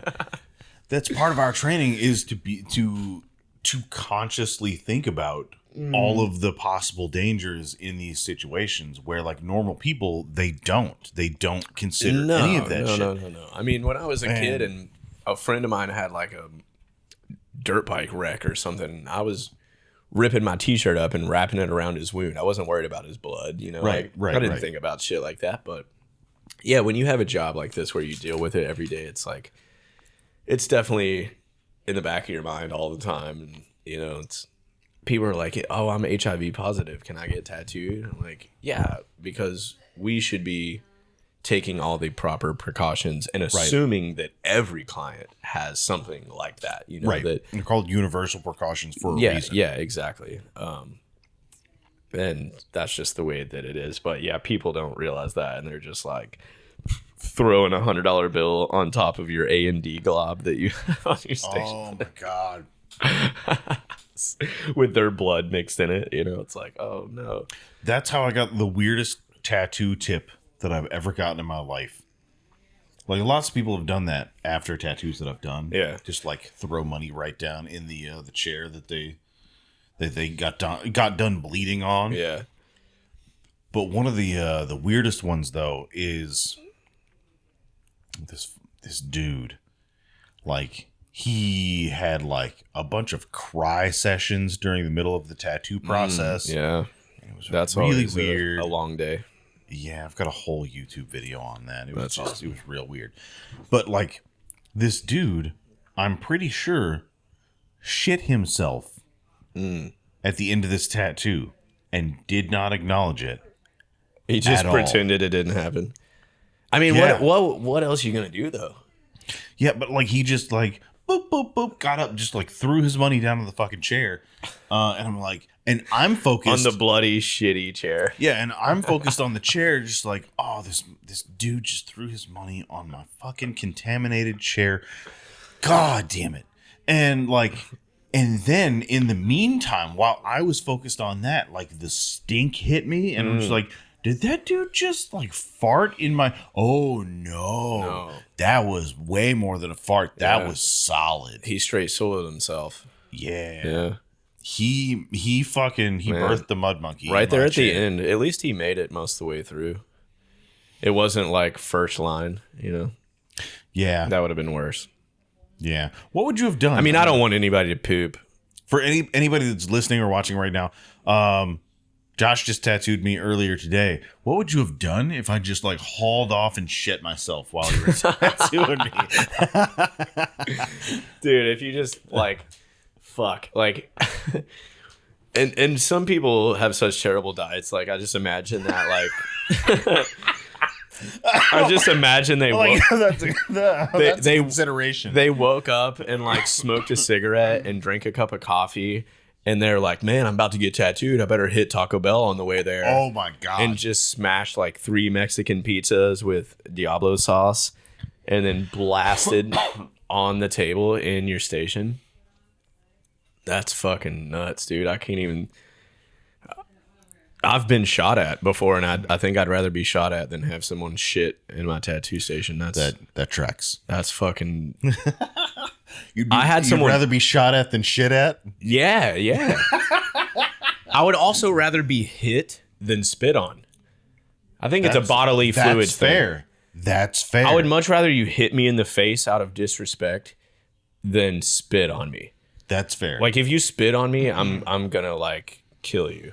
Like that's disgusting, dude. That's just like Yeah. the ultimate disrespect. that's like here, have some hepatitis. Yeah. Like- yeah. Just right in your face. Oh, Yeah. dude. Hitting somebody like here, have this bruise. Yeah, you're an asshole. I'm gonna hit you in the face. But if you spit in my face, it's like, That's like disease, dude, level it's shit. just the most like disrespectful. disrespectful thing you could possibly do to somebody. I don't know, maybe like pissing or shitting on someone's face after you knock them out is more disrespectful. But from like a conscious standpoint, like yeah, spitting on me If or both parties are conscious, yeah, I'm not, dude. Yeah, if somebody spits on me, I'm like pistol whipping them. Like that's it. I'm not. that's fair. I'm not dealing with that. That sounds totally fair. Yeah. So speaking of Taco Bell, Yeah. game changer. I love Taco Bell, man. It's trash, but I love Oh it. yeah, I mean, it seems like if you it's good. if you started tattooing at any point in If the you last, smoke like- weed and you don't eat Taco Bell, you're yeah, not. even that, You're even not a that. stoner, dude. Like that's. Like just tattoo artists in general That's are like- known for having really bad diets Yeah, because we fucking like we don't have the traditionally- time. Yeah, to, like- traditionally you're tattooing all day. You're focused on other things. You're not really focused on like taking care of yourself. So you just get whatever's open late at night, and you just binge. You just eat beefy 5 layers. Yeah, twice a day. Yeah, So It happens. Game changer. I saw not on ideal, TikTok, you get the cup of cheese, the like really cheap, this is a bad start. like 50-cent cup of cheese. yeah, it's not cheese, but it's Oh no, it's like homogenated fucking yeah, soybean it's oil. Or it's whatever. melted Velveeta or something with like jalapenos in it. It's not. Yeah, Okay, so speaking of Velveeta and American cheese, I found out recently are not like the low melt plastics or whatever that I thought for years. Really? Yeah, it is What a is- cheese product that is specifically formulated to melt while not cracking or getting oily. It is just a combination of like 5 other cheeses. when you say cheese product It's a combination rather of, than like dairy product, it's like a is combination. milk involved? Yes, it's a combination of like 5 other cheeses. Okay, Using so it is like real all cheese. Yes, using like all of their different like specific I characteristics. mean, I'm sure it's not like a healthy cheese, but it is real. I don't cheese. think any cheese is really healthy. That's true. No human being should really be eating cheese. I don't think so. I don't think so. But of course, but it's fucking awesome.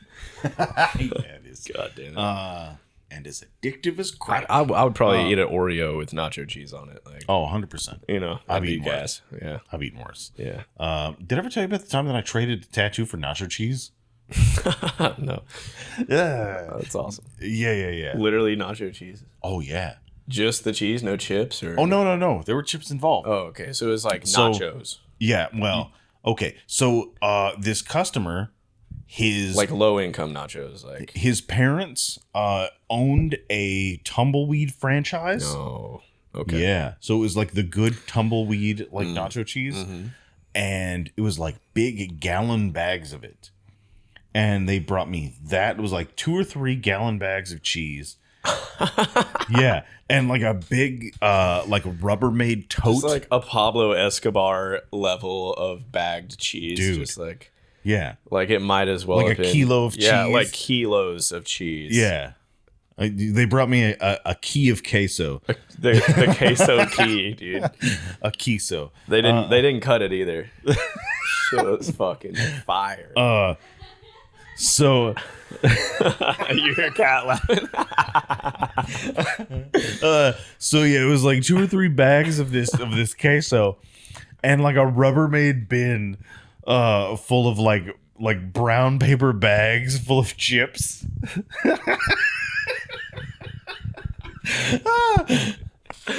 Oh my god. And I traded fucking tattoos for this. I mean, who wouldn't? What tattoo artist wouldn't trade tattoos for Dude, this? 100%. If you're like, I got 3 keys of cheese and a fucking Tupperware full of tortilla chips, yeah, I mean, I'll do a banger on you for sure. 100%. Holy fuck, that's hilarious. Oh, dude, it was such a good trade. Rick has talked to me about doing trades on tattoos when he was poor for like cheeseburgers or like buckets of chicken. Oh, 100%. That's awesome. Dude, tattooing is great. Great. I don't think for I've bartering. ever traded. I don't think I've ever traded tattoos for like one meal.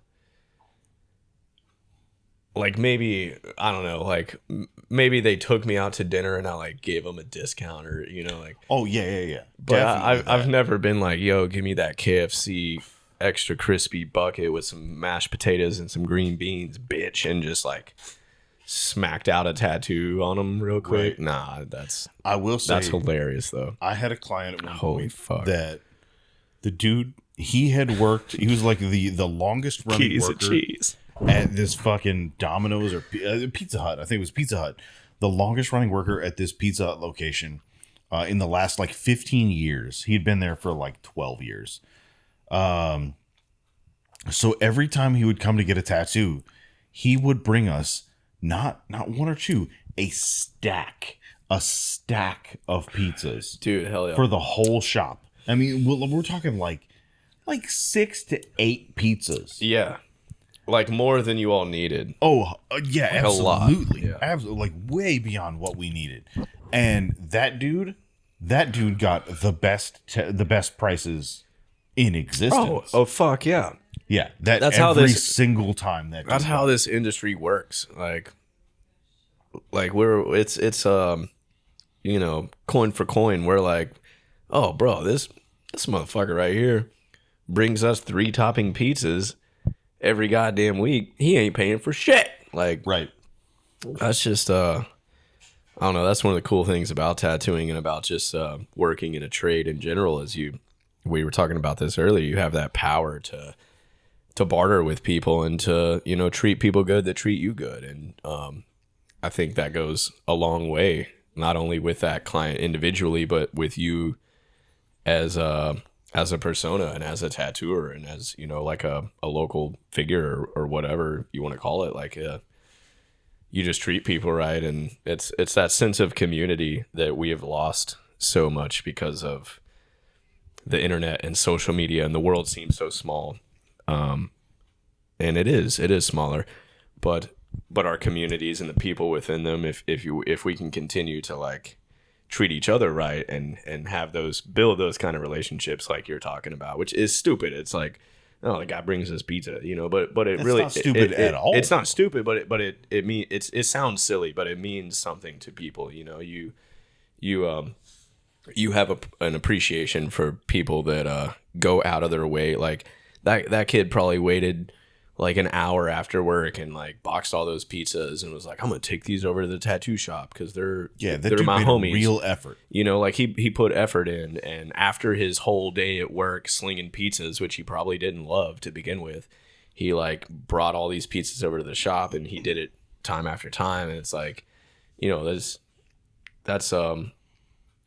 just a good person. And I think that in our community, we try to like reward that and make friendships like that and be close to people. I mean, I just traded a fucking 2 hours of tattoo time for like an AR upper receiver. And it's like, dude had something that I wanted and he wanted to get rid of. He's been tattooed by me in the past. He wants to make a trade, and that's a cool thing about any trade. Like even if you're a welder or you're a carpenter, like, hey man, how about I build you a porch and you give me that rifle that I've been wanting that you got in your chest, or whatever. Like it's I've traded dumbass shit. I've got video game consoles. Is super all kinds important. of stuff. Just across the board, treating people right. treating people right. That's what I'm getting at. Is you just treat people right, and you find that it comes back to you.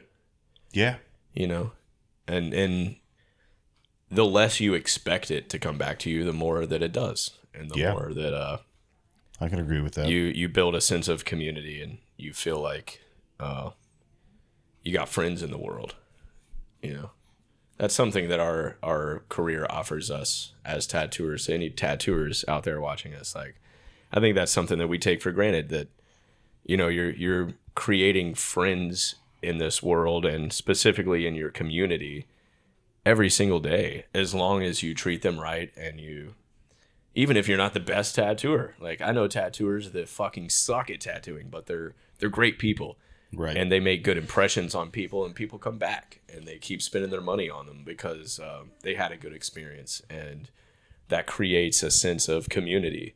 Yeah. 'Cause not every part of the experience of getting a tattoo is the tattoo that you leave with. Absolutely not. I mean, it's obviously it's a big part of it, and it's like at the end of the day, it's what's most important that I want you to walk out and be happy with the skin that you're wearing.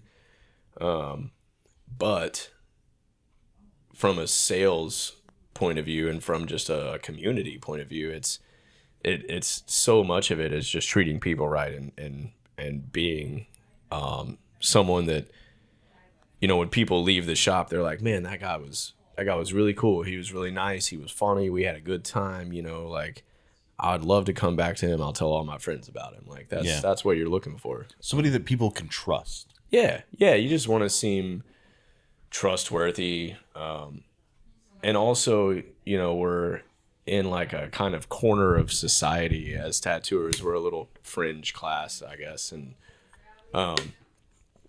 so sometimes there's already that kind of like inherent distrust in people that are different. Perhaps, yeah, depending on the client.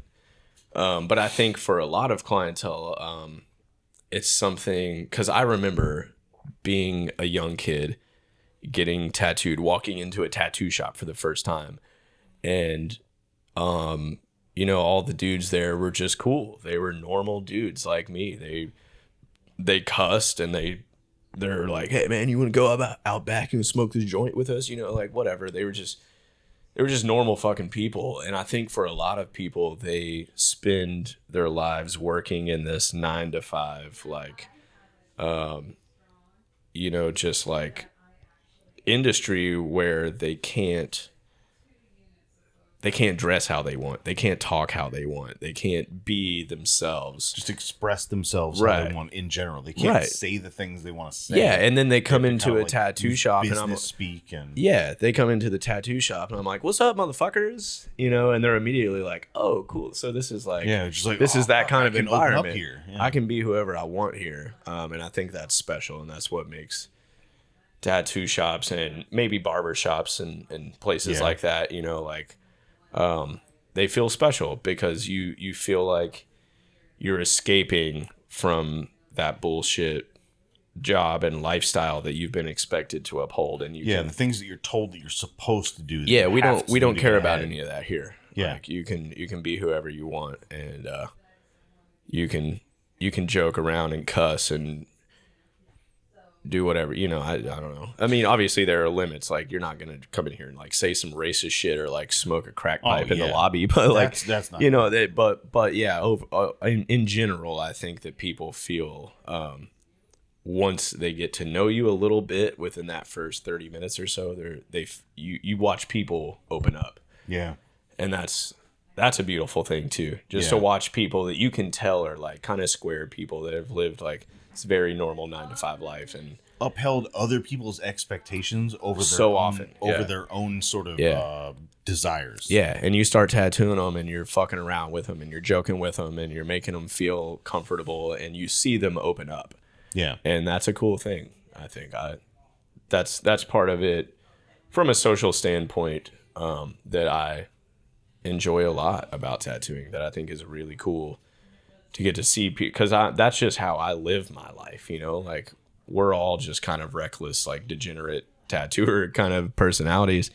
And most people aren't comfortable being or acting that way and being true to themselves most of the time. So to see that happen in front of you is a cool even thing. If that's who they actually are deep down. Yeah. They aren't used to being able to express that. Yeah. You can't go to Amazon and be like, "What's up, motherfuckers?" You know, like you can't, you gotta, you know, and most jobs are like that. I can't walk into a job at Dairy Queen and be, you know, joking around and cussing and talking like that. Like I can't have my face tattooed and wear fucking ripped up jeans and sloppy old Vans and you know, it would be so it's hard. just different. Like it would be so hard to go back to another job, like an hourly job working for somebody else where you're not allowed to be this person. There's no fucking way. I would get fired from every job I had after tattooing. Like I was borderline anyways before I started tattooing. Like I think most people that end up tattooing were that way. To yeah, begin with. like I would say some reckless ass shit at my jobs. And I had like shitty jobs, you know. I worked at restaurants. I worked at like UPS, like loading planes. Yeah. Back when I was a kid, I used to help friends like pitch hay and strip tobacco, and you know, like I've done jobs that were hard and that sucked. And Yeah. like working at Dairy Queen is not a fucking easy job. Oh no. It's stressful as fuck, dude. It is Dude, fast working any paced. fast food job. Everyone that you talk to is pissed off and in a hurry. You're covered in grease and you smell like chicken fingers every day. Like it's And it's people not wanna like you're say- just sitting on your ass behind a computer. It's like it's not an easy job, and it sucks. And I'm glad that I did it because I know Right. how much it sucks. And when I go through the drive-through, I try to have patience and I treat those people with respect because Exactly. I've done it. People want to say that those are like low skill or no skill jobs or whatever, Bro. and like it's just it's not true. It's like it not. I mean, granted, yeah, not a thing that you're not exists. doing heart surgery, but neither am I. I'm like drawing pictures on people. You know, it's I don't know. Every job has its ups and downs. It's like its stresses, its needs. Like when you're in food service, you're dealing with customers all day, every day. Customers who don't give a fuck about you. Right.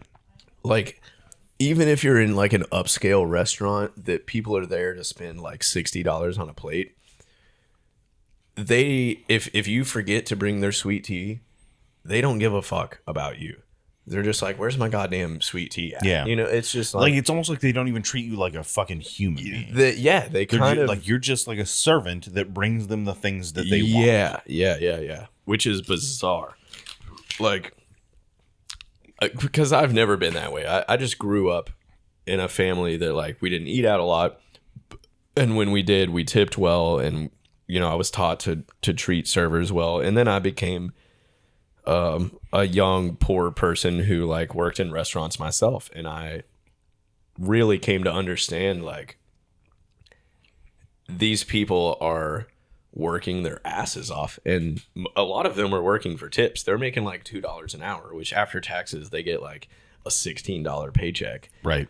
and so which should be illegal. That's fucking crazy. Oh yeah, 100%. But they're working for tips, and they're working hard, and they've been working hard all day long, sweating. They're basically doing what we do, but without having any chance to get to know the people they're serving. They're just walking up, trying to get a read within like 30 seconds of who they're fucking with, and then they're like trying to be as accommodating as possible to these people. So- and at the end of this hour and a half long experience, the people are just like, here's $4. So That's fucking crazy, dude. I have real strong feelings about this as far as what people expect when they come into different establishments. Right. Like the way I feel like U.S. Service industry, like the expectations behind the service industry is like our entire society was structured around having a subservient class of people. Yeah. Like realistically, No, absolutely. Like, there has to be a lower for class that hundreds serves of the years. higher class. That's for just- hundreds of years, we were just kind of like, and that attitude never went away. Yeah, it's like ancient Roman type of like structure to the way that a society works, you know, just like these people are rich, they own property, Yeah. these people work for them, you know. And these people are servants, Yeah. and we can treat them however the fuck we want. Yeah. And you still see that even like in a restaurant, in like Dairy Queen, you know, you have a manager, Even like retail in a store, like anything Oh, yeah. customer facing. yeah, you have a manager that's 50 years old that's been working in this store for 10 years selling t-shirts, and they talk down to the Yeah. young kids that work for them like, oh, you're, you know, it's Which man, is, like, we're- why- we're selling fucking jeans and shirts here, like I don't It's why I feel like in walk-in tattoo shops, Like, I feel like those two things are highly related. When somebody comes into a walk-in tattoo shop, and which I've worked in, I know you've worked in walk-in shops. Absolutely. Where there's a certain type of person that expects a servant to do exactly what they want, and they do not want any input or anything that contradicts like the feelings and the attitudes and the ideas that they came in with. Yeah. And that's not the fucking way this works. It's not the way the world works. Right. But they expect to have that servant just do whatever they want. They're like, I mean, sometimes I've even heard, well, I've got the money, so so I make the decisions. You just do what I want because I have the money. Right. Yeah. And yeah, that's a good point. And you see that a lot more with people that have money, first and foremost, that are just like some dude will pull into the parking lot driving like a brand new Audi R8, and he'll walk in the shop and be like, yo, I'm trying to get this tattoo. And you're like, cool, man, we can do that. You know, I'm booking out like a month or something, so I can get you in like next month probably. And he's like, nah, how man. Dare you make me wait? He's like, man, what if I give you $1,000? And you're like, bro, I'm not a prostitute. Like, I'm here to fucking, you know, well, nothing against prostitution. I'm just saying, like, you know, I can't be bought. Yeah. Like, I know I'm offering a service I'm comfortable with, but people that have money think that everything can be bought. And I'm like, dude, I have a clientele of people that I know and love that all have appointments. Like, you expect me to just kick 2 or 3 of them out so that you can get in tomorrow and so that I can put another $1,000 in my pocket because like, you're special? I'm just not like money motivated like that. I think that's fucked up. Like, yeah. Fuck and fuck you for even asking me.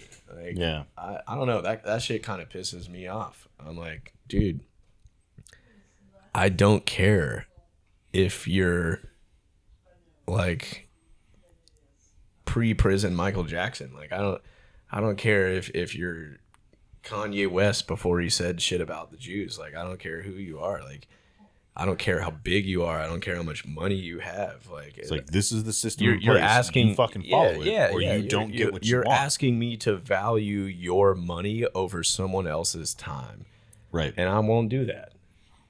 I just won't. Like, I don't care, dude.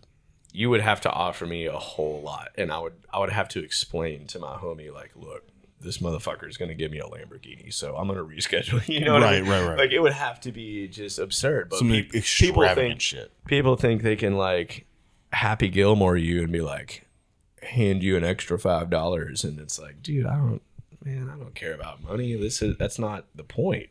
It's the principle. Like, right. You'll wait like everybody else, and I'll do the best work I can do for you, and you know, and I think that kind of segues into another conversation about how tattoo artists are not printers. Right. You know, people think like, oh man, I just want this little thing. And I'm like, yeah, that little thing is going to take 2 hours, which is going to take me, you know, probably 15 minutes to set up for, 15, 20 minutes to break down. When they come in and tell you like, this will only take 10 minutes. Like, are you the fucking trained tattoo artist? Yeah. Are like, you? What do you know about, like, And I think people get upset and they're like, oh man, you know, he just blew me off because he didn't want to do it. And I'm like, nah, dude, I want to do every tattoo that anybody wants me to do within reason, you know, within my own style or whatever. But it's that sense of entitlement. Like when I feel that coming from a client and I feel like they're being like, oh man, come on. Yeah, I know you can do it sooner. I got money. Mm-hmm. I'm like, cool. I want what I want from you, I don't regardless care. of what you want, because I have money. Yeah. And that makes me more important. I'm better than you are. Yeah. I'm more important than you. You're offering a service that I could buy 10 times over. I'm like, and cool, as somebody that like fucking came up in the trailer park, immediately, dude, that triggers that kid like, that came in today. No, that's not gonna happen. That fucking kid that came in today, he was like, yo man, I had an appointment set up. you know, the shop I was going to had some troubles. They had to close down. It's my 18th birthday. I'm really, really fucking excited about this. I just want to get this done. And you were like, man, can I get you in tomorrow? And he's like, fuck yeah, dude, that'd be so awesome. He was stoked. He was so stoked. You could have told him, man, I can't do it till next week, and he would have been like, you're the shit. Because he understood, he appreciated, but like it's what a you were collaborative offering. effort. It is, like, yeah. You And find like when both of you have time available, and you Dude. collaborate on when that's going to happen. that kid was On so, and that's why I told you when he left, I was like, man, I like that kid. I met him 15 seconds ago, and I like him because he gets it. He's like, man, I'm coming in here asking you last minute to help me out because it's my birthday and I've been dreaming of getting this tattoo on my birthday, and they told me it wouldn't happen, and you were like, hell yeah, I can do it. Let's do it at this time. That made his whole year, you know, because he actually appreciated the your time and the service that you were offering him, you know. And I think a lot of people don't do that, and it's not just tattooing. Like, I don't want to sound like a pretentious tattooer, like, oh, people need to appreciate us more. Like, no, we're really just like getting stoned and drawing on you guys. That's that's what's happening. But it goes across the board to any kind of service industry, like you said, you know, like, yeah, it's just some kid that like fucking smoked salvia this morning and is like serving me a burger at Wendy's, but he still showed up for that shift, and he's working this job that he fucking hates, and he's getting high just to get through it and trying to like pay for his daughter's lunch at school or whatever, you know. Like, you just don't know. And anytime you deal with other people that are offering you a service, I think it's important to try to keep some fucking perspective. Yeah. I mean, important in most aspects of life. Keep some fucking perspective. Yeah. Like, just stop. Think about it for a second. How important is this? Yeah. You waited 27 years to get this tattoo, and now like you have to have it today. I have to. That's what we call we call those emergency tattoos. Like, man, look, I'm about to kill myself tomorrow, but when I'm in the casket, I really need this tattoo on me. So I'm leaving Earth tomorrow. I'm going to Mars. I'm like, I fucking bro, need this tattoo. how right old now. are you? How long have you waited to get this thing? And you can't wait like a week or 3 days, even sometimes, you know. Like, there are moments where you can get somebody in like tomorrow and they're like, damn, bro, I don't know. Right. I'm like, what? Dude, if my weed dealer told me he could get me tomorrow, I'd be like, tight. That's cool. You can't wait for a tattoo. Yeah. That's absurd. Dude, all of those issues went away from me when I started to just do appointment only shit. All of those issues went away. Yeah, I would agree with that. I don't really deal with those issues much anymore. But like you said, we both come from walk-in oriented shops, and it's definitely stuff that we've both seen and dealt with. And Oh, 100%. Yeah. And it's I don't know why it is, like when you allow that sort of presence in your shop, it creates so much stress. There's so many arguments about just stupid shit that don't need to take place, and it takes up so much of your time, and it's just well, it's just such a like, it's such a thing that is like, it takes skill to do it. Not everyone can do it. There is a high demand for it. And people expect it to be a drive-through experience. Like, if I owned, let's say I owned like a 1969 Chevelle Super Sport, and I wanted to get it painted, and I wanted flames and racing stripes on it, I'm not going to walk in and get my classic car painted that day and drive down the street in it. Like, it's going to be a process. I'm going to talk to local dudes that do that shit. I'm going to find the person that I really like that I think is going to do a great job at it. He's going to quote me. We're going to have a consultation. I'm going to drop off the car. I'm going to wait probably several weeks to get it. And it's because it's a skill specific thing. It's like, and that's how tattooing is. That's how also I think even like piercing and hair cutting stylists and barbers and all of those folks, like it's the same thing. Any like, sort of profession where you're Yeah. drastically altering someone's image, You can how let- they present themselves and how they think about themselves when Yeah. they look in the mirror. Exactly. Yeah. I mean, you can let your mom cut your hair and do a chili bowl cut on you if you want, or you can wait 3 weeks for your friend that's a hairstylist that's been doing it 20 years to do it for you and do it right and do exactly what you want. And I don't know. I think people. We live in a fast-paced world, and people just think that everything they've ever wanted will just show up on their doorstep for $0 shipping overnight, like Amazon. And some things just aren't that way. Tattooing Right. is one of them. So, if there were one thing and one thing only that you want people to know about you as a person and you as a tattoo artist, like one thing that you could tell someone about you and Not your someone, process, but everyone, right? Like, everyone. yeah. Everyone that's going to see our little video.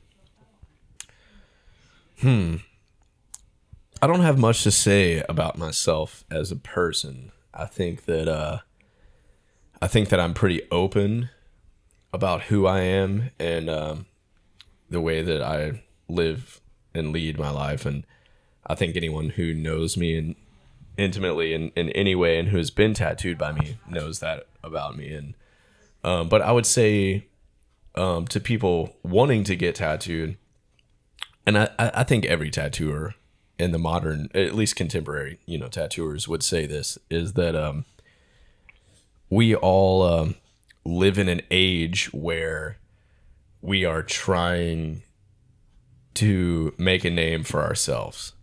There are a lot of there's way too fucking many tattooers, honestly. There's so many of us. And a lot of us are doing the same sorts of things. But we all have a thing.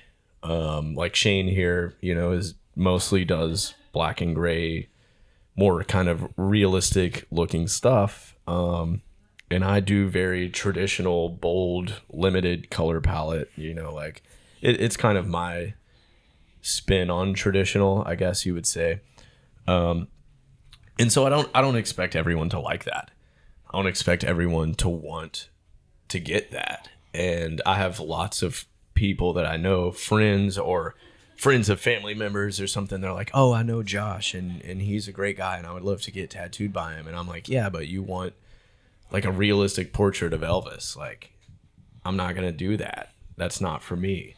And it's not because I don't want to do it. And I think that's the biggest point I'm trying to make, is that I feel as though sometimes people think that I'm blowing them off, that I don't want to do their tattoo because I just don't care about it, or I don't think that it's cool. And that is never the case. I do tons of tattoos that I don't think are cool, but I love the imagery. I love, the style, and it fits my portfolio and kind of the path I'm trying to pave in this career for myself. So my biggest advice is to do your research and to look into tattooers and to different styles. When I first started, I didn't even know what style meant in tattooing. I didn't know the differences between neo-traditional and realism and watercolor and all these. We have so many options nowadays. So to do that research, find someone that does what you're looking for, and if you love it, then it's worth waiting and paying whatever you have to. Don't come to me or to any other tattooer just because you know them or you think they're a nice guy. Get something from them that they do and that they like to do and that they're good at. I think every tattooer in the world right now would be happier if everyone was more aware of that. If they could just be clear about what they want and find someone who does it well, even if you have to travel 60, 100 miles. Like, it's on your body forever, you know? Don't let me do it just because we drank a beer together one time or something, you know? That's ridiculous. Like, go get tattooed by other people, get a collection of tattoos that you're proud of, and just ultimately, like, do your research. That's, yeah. Cool. Yeah, like, absolutely. I 100% agree with every part of that. Thanks. But, yeah, man. So thank you. I appreciate you coming on to talk about all the things and stuff and various sundries and whatnot. Absolutely. It's been fun. Come on anytime. All right. Yeah. Maybe we'll do another one of these down the road. And I hope so. I want to see you. I want to see you do one with Ryan. Yeah. So we I talked think about that'd be a lot of fun. we originally talked That about dude's doing one fucking with, hilarious. with Ryan and Alex at the same time. Oh, that'd be cool. Yeah, Yeah, kind of we're- talk about like shop ownership and you know, the struggle of We could have all of that. And, you and both of them. dude, I'll be on over here on the side of the table if you want to pan the camera over. Just to over there me talking shit? Yeah, dude. Yeah, I love it. Punch him in the mouth. Just like Hit that motherfucker. yelling ridiculous shit. Yeah. Well, cool. Yeah. Until next time. All right, man. Thank you so much. Yes, sir. Bye, y'all.